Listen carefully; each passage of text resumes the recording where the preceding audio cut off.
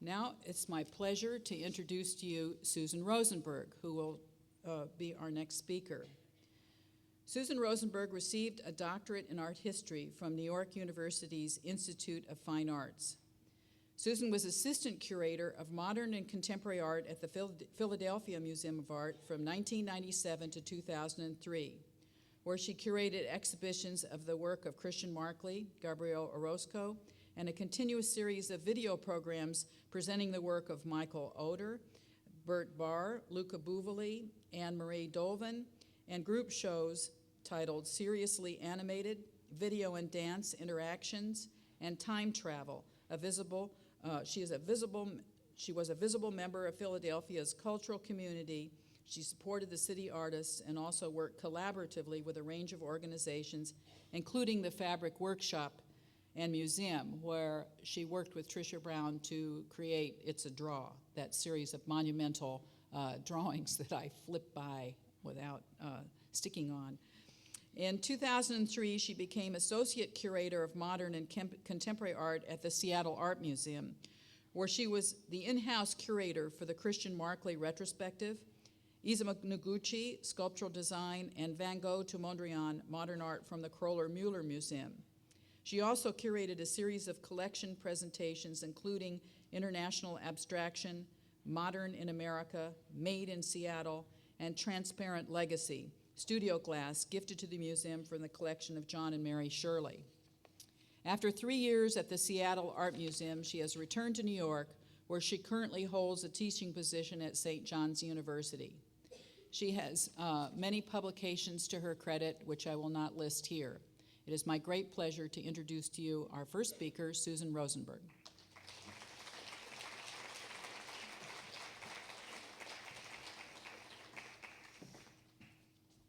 Thank you. And for the honor of being here, which is truly an honor, I want to thank Margaret Miller and Trisha Brown, and to congratulate Margaret and her entire staff on the exquisite exhibition.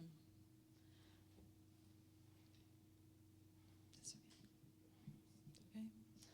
Among choreographers, artists, Trisha Brown's astonishing fluency in the languages of movement and music, opera and writing, drawing and now printmaking is without parallel.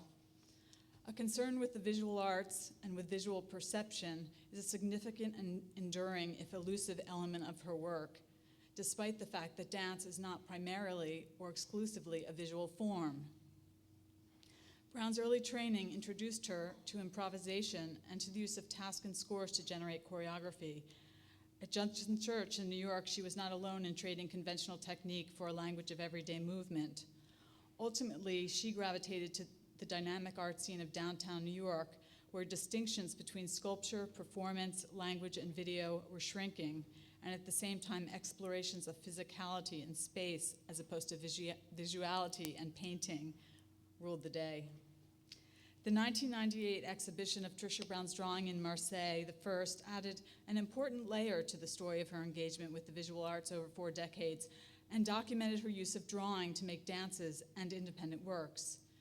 In 2002, Trisha Brown, Art and Dance and Dialogue, delineated a further dimension of her association and collaboration with other eminent visual artists on choreographic and opera productions created for the proscenium stage. This talk, entitled Motion Capture, considers some of the different visual mediums she incorporates in performance to represent dance and movement, drawing, film, and digital technology, the simultaneous presentations of varied movement forms, and the attractions of multiple visual and kinetic events inevitably intensifies the visual and sense experience of her choreography.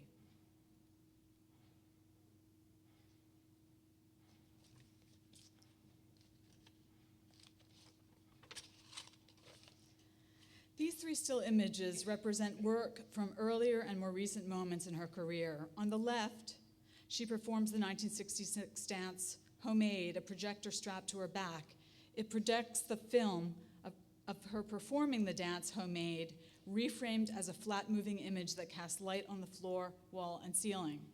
The choreography, generated by gestures that refer to memories, are performed as discrete units, Insofar as the film remains in sync with the live performance, it acts as a mirror, partner, memory, and is machine-made in contrast with the live and handmade dance.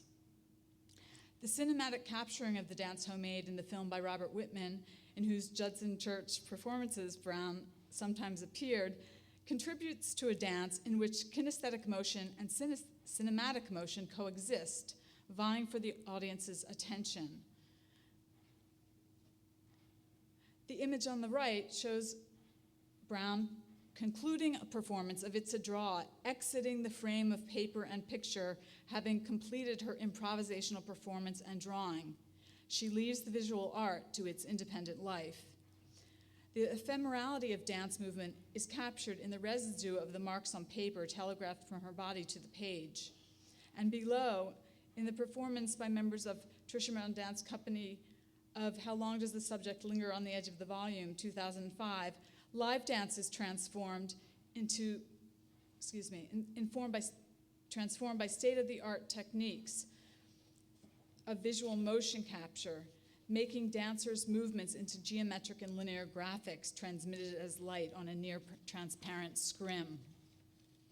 In all three cases, two-dimensional images, film, drawing, and graphics augment kinesthetic actions and introduce the audience to a unique experience of visual simultaneity. The live performance of Homemade is ever-changing. The film is a permanent record and a deal against which each dance is compared, with drawing a more elemental and direct technique for registering physical impulses, though an imprecise one. The representation is new every time, but builds a repertoire of gestures and signs, reusable and reproducible in the composition of visual images. Fixed choreography in How Long Does the Subject Linger on the Edge of a Volume generates concurrent and variable digital graphics. Three different.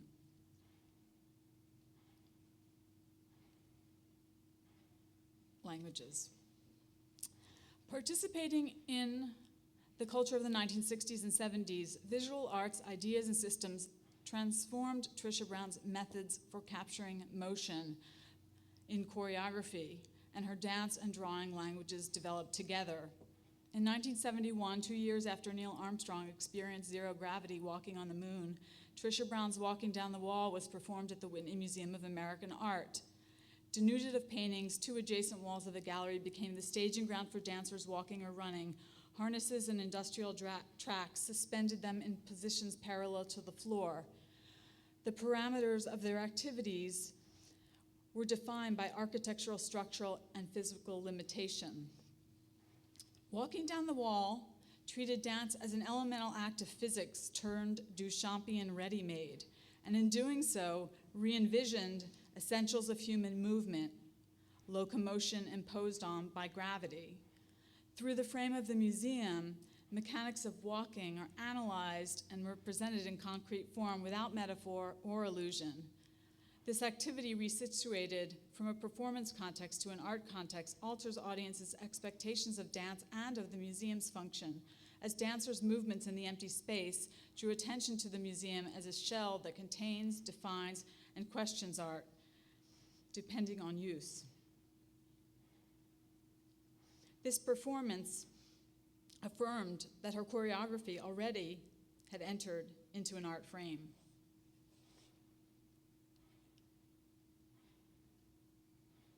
And I just want to show this image of a drawing by Mel Bachner called A Theory of Sculpture, The Leveling from 1969. And I'll read you the text on the bottom. It says, a standard carpenter's level resting on the floor with a line extended from it across at least two adjacent walls. A room's perimeter was the point of departure for a dance of 1966, Inside, performed at Judson Memorial Church March 29th on the same program where she performed Homemade. Trisha Brown has recounted the fact that that she faced her studio wall and read the wall as a score, moving from left to right, gleaning information about speed, shape, and duration. This was repeated with each of the four walls and performed to an audience arranged in a rectangular configuration around her, recreating the shape of the studio with the center of the space empty.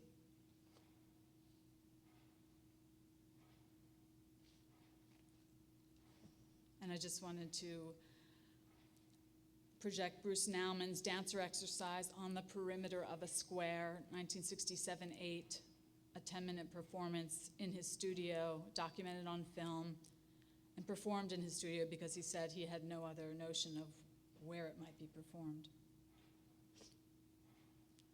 And now, the dialogue between museum, gallery, or studio as self-contained laboratory and the great outdoors was not unique to choreography, but shared with earth or land artists such as Robert Smithson, and I'm showing his mirror displacements from incidents of travel in the Yucatan of 1969.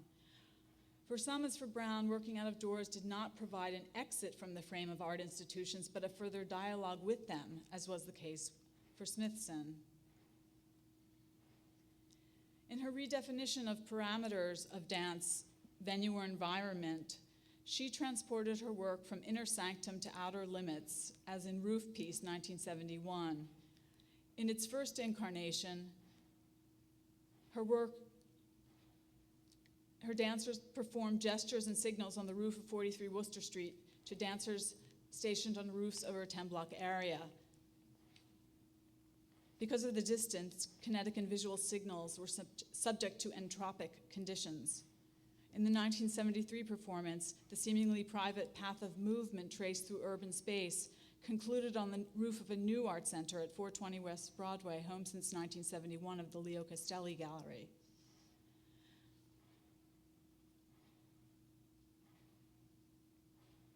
And there's that path through space, across roofs, skylines. Brown's 1971 dance accumulation unfolded according to logical mathematical progression, modular accumulation of one gesture after the other, produced incrementally and sequentially. The interdependence of structure and gestural sequence nonetheless created a dance whose system, through repetition, was potentially transparent, visible to the audience who experienced the physical dance. And this is the drawing for Locust, 1975.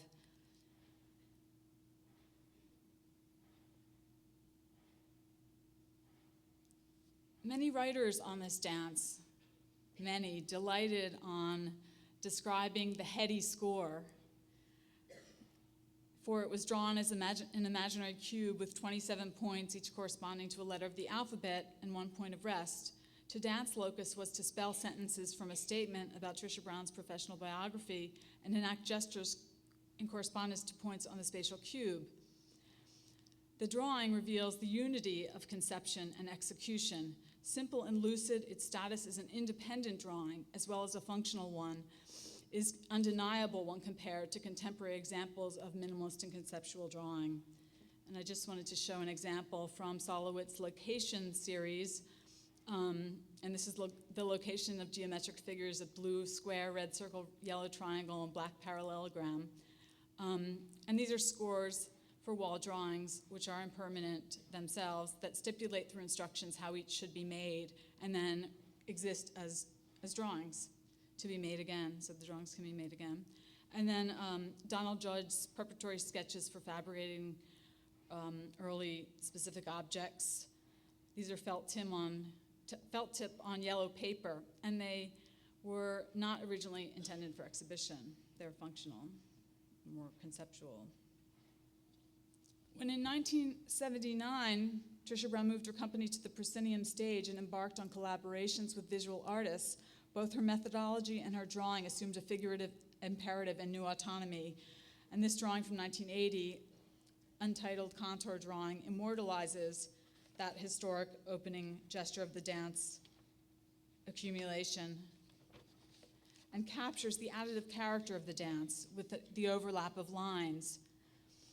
Drawing with both right and left hands, an ambidexterity attributable in part to a dancer's training in reversal, suggests the first three moves of the sequence.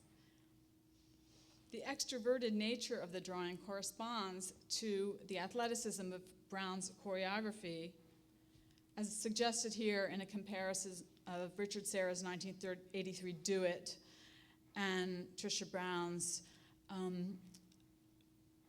use of partnering and lifts in an extraordinary way in the 1983 Astral convertible. The year after she performed the dance If You Couldn't See Me, 1995, she made 36 drawings of her feet. In this dance, like Set and Reset and Opal Loop in many ways, concealment and revelation, visibility and invisibility are themes. And If You Couldn't See Me is structured by the rule of not showing the front plane of the body to the audience. This, of course, heightened awareness of the unseen, intensifying the palpable, if abstract, experience of vision while observing dance and motion. When she drew her feet, she used one foot to draw its opposite, pencil between the toes, using her body to draw, not seeing. The fundamental role of feet in many large-scale drawings in the series It's a Draw extend this dexterity to introduce a wider range of marks, textures, densities of drawing, executed with improvisational movement and improvisational drawing. Made with charcoal, oil stick, pencil, and on paper, and of a scale that encompasses the body, the It's a Draw drawings recall the kinesphere of the early dance locus. Identical gestures produce dance and drawing simultaneously, even as the resulting signs on paper and in the body are different, one kinesthetic, one graphic. Here, language of indexical marks, and these are marks that are made by a trace, like a handprint in the sand or on the window, or breath, marks that suggests someone was there and is no longer there and moves and leaves a trace. These types of marks recapitulate in Trisha Brown's graphic work a shift from geometry to gesture, announcing a new and repeatable graphic repertoire based on drawing. And I just want to reference something of the art historical tradition in which these works fit if you are only a visual artist, as opposed to a choreographer and a visual artist. And the first would, of course, be Jackson Pollock's action paintings, but I'm showing you Yves Klein's 1960 monotone symphony, part of a series which he called Anthropometries, where he used the female body as a living paintbrush and made these indexical marks of the entire torso and figure on canvas and then stretched them. And then the other example is from 1973 to 6, Carolee Schneemann's Up to and Including Her Limit, where she was suspended in tree surgeons' harnesses and drew extending her arms in the surrounding walls and spinning around, and in her words, recording vestiges of the body's energy and motion. The graphic artifacts of Brown's It's a Draw performances are another form of motion capture.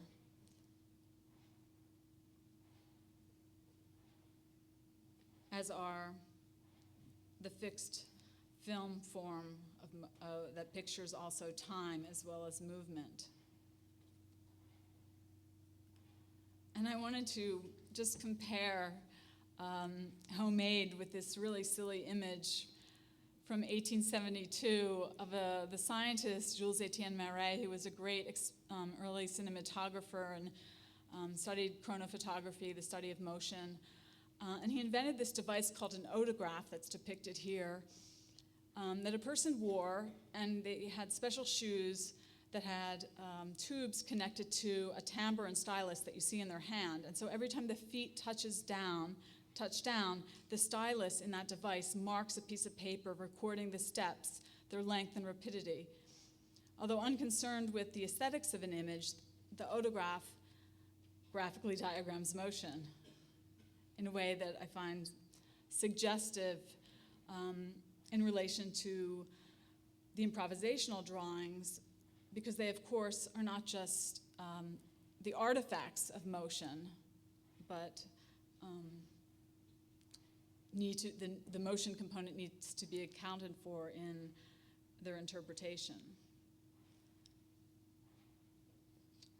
Her recent prints are portraits of her articulate feet and detailed artifacts of gestures that graphically articulate that identity in sensitive imprints of her unmistakably liquid motion and touch. And again, art historically, I like to see them at least as in terms of the two frameworks of types of representation. Again, one being the diagrammatic, and this is Andy Warhol's 1962 dance diagram. The other being the indexical, and this is Jasper John's 1975 skin drawing, which is an imprint of his face and hands.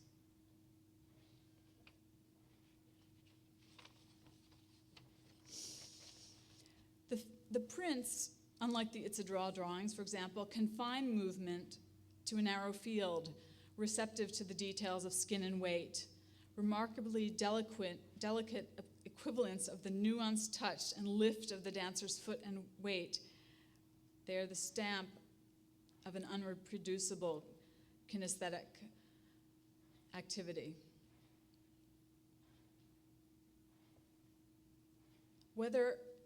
Here's just another example of kinetic activity of drawing, interacting with the physical structure of the paper.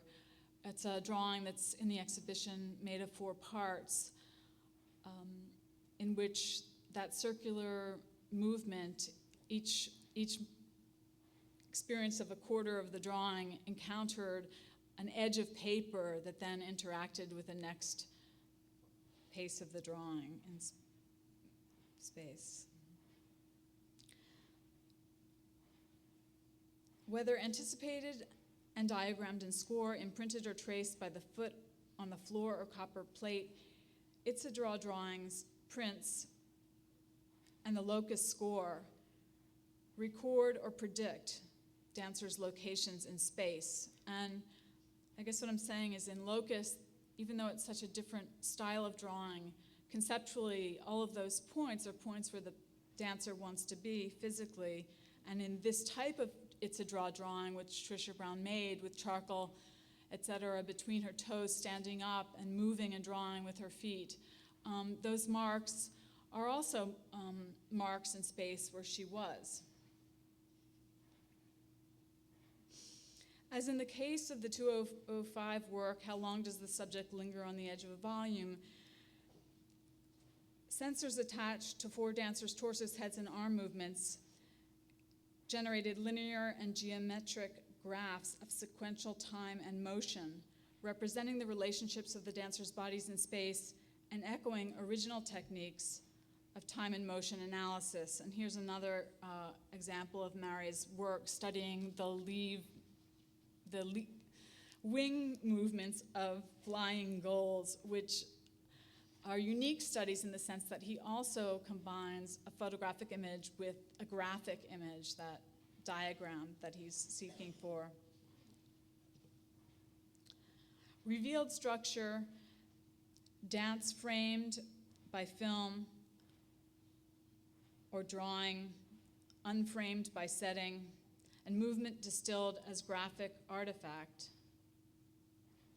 are techniques of choreography and of motion capture that output information to the senses, enabling dance to be seen and re-seen, thought and visualized, felt and perceived.